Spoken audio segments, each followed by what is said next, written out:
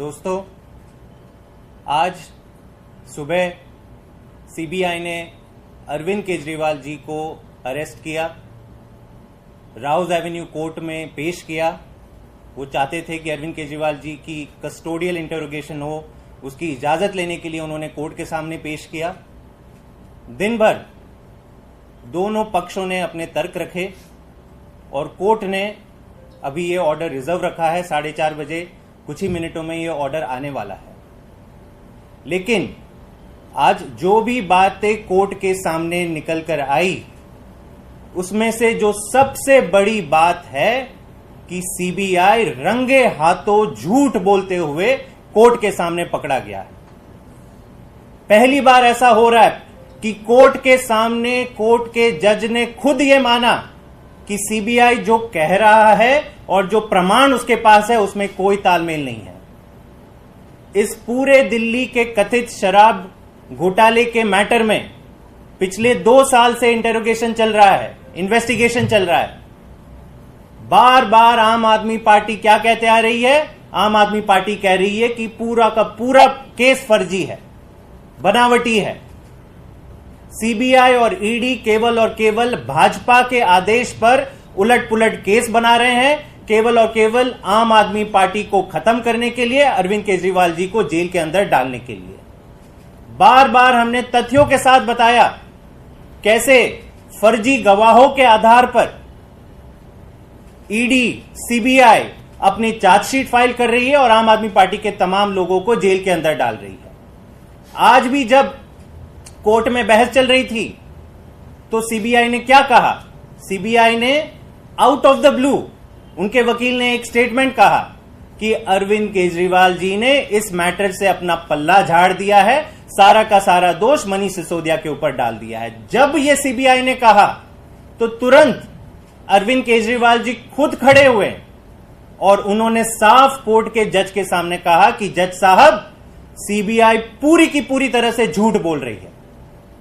यह मैंने कभी नहीं कहा, ऐसा स्टेटमेंट मैंने कभी नहीं दिया। और उन्होंने साफ कहा कि मनीष सिसोदिया निर्दोष है, मैं निर्दोष हूं और पूरी की पूरी आम आदमी पार्टी निर्दोष है। और उन्होंने चैलेंज किया कि सीबीआई दिखाए कि उन्होंने कब ऐसा स्टेटमेंट दिया कि पल्ला झाड़ दिया है, मैं नहीं, कोई और दोषी है। तो तब जज साहब ने इंटरवीन किया। जज साहब ने कहा सीबीआई के वकील को कि नहीं, आप मुझे इनका स्टेटमेंट दीजिए, मैं खुद एग्जामिन करूंगा। और जब जज साहब ने एग्जामिन किया तो उन्होंने साफ कहा कि अरविंद केजरीवाल जी ने ऐसा कोई स्टेटमेंट नहीं दिया है। सीबीआई का जो दावा है वो पूरा का पूरा झूठा है।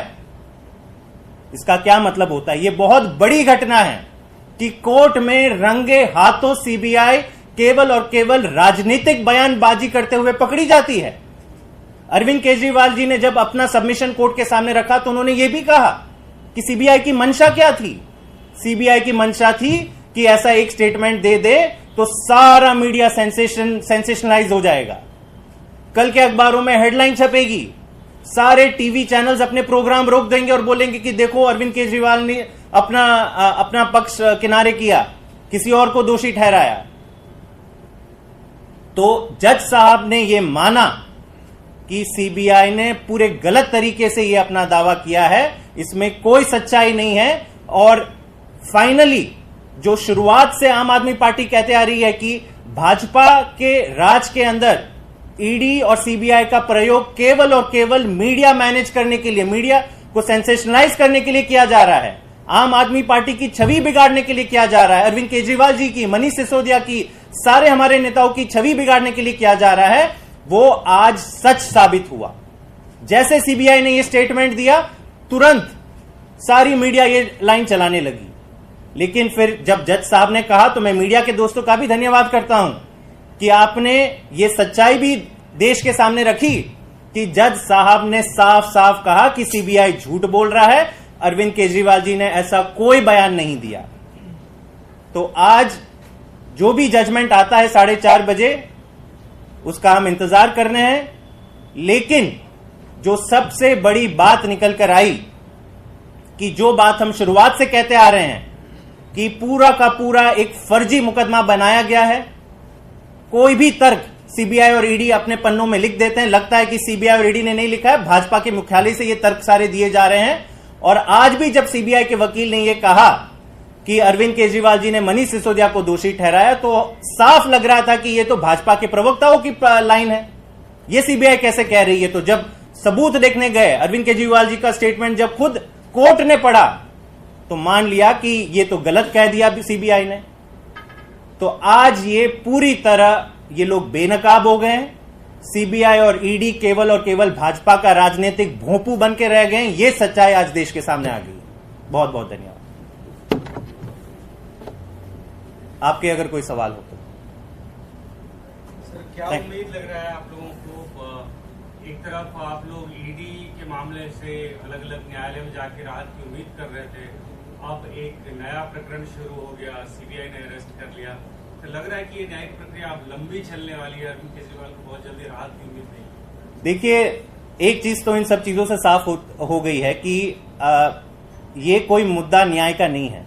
पूरा का पूरा राजनीतिक रंग ले चुका है। आज देश के सामने ये पता चल गया है जिस तरह से अरविंद केजरीवाल जी के पीछे सारी एजेंसियां, सारी एनर्जी, ईडी सीबीआई का जो मकसद था कि टेररिस्ट को पकड़े, ड्रग्स स्मगलर्स को पकड़े, आज कभी इन एजेंसियों का डिस्कशन जब होता है तो ये नहीं बात आती है कि इन्होंने किन किन बड़े लोगों को पकड़ा। नहीं, अरविंद केजरीवाल जी के पीछे ये लोग पड़े हुए हैं। जब ट्रायल कोर्ट में बेल मिल जाती है, ये लोग हाई कोर्ट पहुंच जाते हैं। कोर्ट का ऑर्डर नहीं आता है, इनको स्टे मिल जाता है। और जब आज सुप्रीम कोर्ट में सुनवाई होनी थी, उससे पहले सीबीआई जो एक साल से, आप ये समझिए, अप्रैल 2023 में सीबीआई ने अरविंद केजरीवाल जी से इंटेरोगेशन करी थी। 9 घंटे की पूछताछ हुई थी।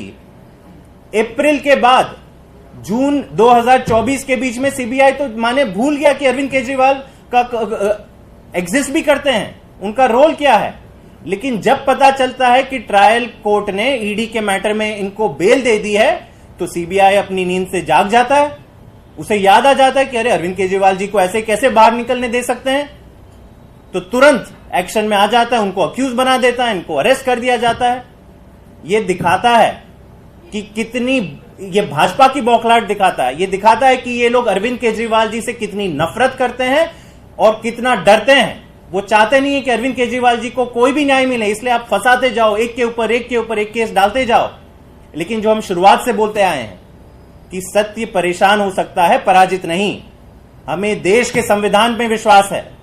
भले हमें इस चीज के लिए कष्ट सहना पड़े, हमारे नेताओं को कुछ महीने और जेल में रहना पड़े, न्याय जरूर होगा और न्याय होते हुए दिखेगा भी।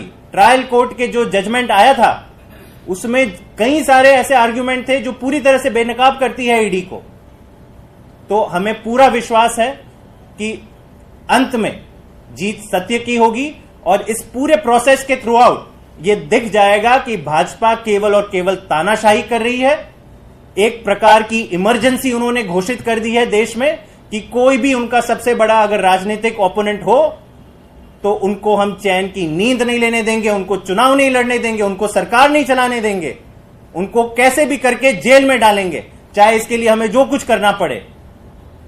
तो यह है सच्चाई आज जो देश के सामने आ गई। और आज जैसे सीबीआई रंगे हाथों पकड़ा गया, यह भी साफ दिखाता है कि सीबीआई कोई निष्पक्ष एजेंसी नहीं है, ये कोई निष्पक्ष जांच नहीं चल रहा है। भाजपा के मुख्यालय से एक लाइन आती है कि ये जोड़ दो, अरे भरे अरविंद केजरीवाल जी ने बोला है, नहीं बोला है, क्या फर्क पड़ता है, आप तो जोड़ दो। तो उन्होंने जोड़ दी, कोर्ट में भी स्टेटमेंट पढ़ लिया, लेकिन क्या हुआ, रंगे हाथों पकड़े गए।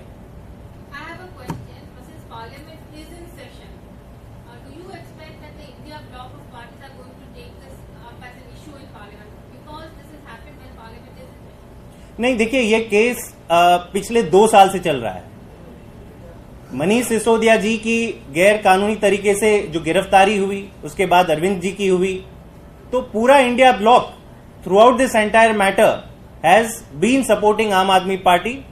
हमने देखा रामलीला मैदान में एक बड़ी रैली हुई थी चुनाव के टाइम। तो सारी the entire opposition is very clear that ED and CBI are being made as political tools to finish off the opposition. लेकिन ये लड़ाई, कोर्ट के अंदर की लड़ाई हम कोर्ट में लड़ेंगे और पार्लियामेंट की लड़ाई भी हम पार्लियामेंट में ये मुद्दा जरूर उठाएंगे। Thank you.